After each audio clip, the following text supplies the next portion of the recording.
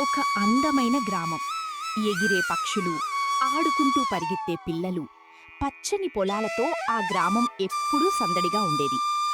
గ్రామం పక్కనే కమలాలతో నిండిన ఒక అద్భుతమైన కొలను, దాని వెనుకన ఎత్తైన జలపాతం ఉండేది. ఆ ప్రదేశం గ్రామస్తులందరికీ ఎంతో ఇష్టమైనది. ఒకరోజు దుర్గ ఇంటి బయటకు వచ్చింది. తల్లి, అమ్మమ్మ ఇంటి మెట్లపై కూర్చుని మాట్లాడుకుంటున్నారు. దుర్గ వారితో నవ్వుతూ మాట్లాడి బయటకు నడిచింది. ఆమె పేరు దుర్గ. ఆమె చాలా మంచిది, దయగలది. గ్రామంలోని పిల్లలందరికీ దుర్గ అంటే చాలా ఇష్టం. ఎందుకంటే ఆమె ఎప్పుడూ వారికి సహాయం చేస్తూ వారితో ప్రేమగా మాట్లాడేది. కొద్ది దూరం వెళ్ళగానే ఒక పెద్ద చెట్టు కనిపించింది. దుర్గ చెట్టు దగ్గర నిలబడగా పిల్లలు సంతోషంగా ఆమె చుట్టూ చేరి ప్రేమగా పలకరించారు.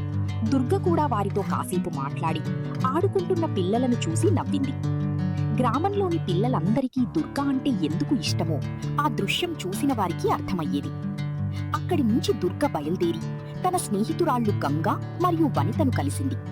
జలపాతం దగ్గరకు వెళ్తామా అని వారడిగారు. దుర్గ వెంటనే ఒప్పుకుంది. ముగ్గురూ జలపాతం వైపు ప్రయాణం ప్రారంభించారు. జలపాతం దగ్గరకు చేరుకుని వారు రాళ్లపై కూర్చొని మాట్లాడుకుంటున్నారు.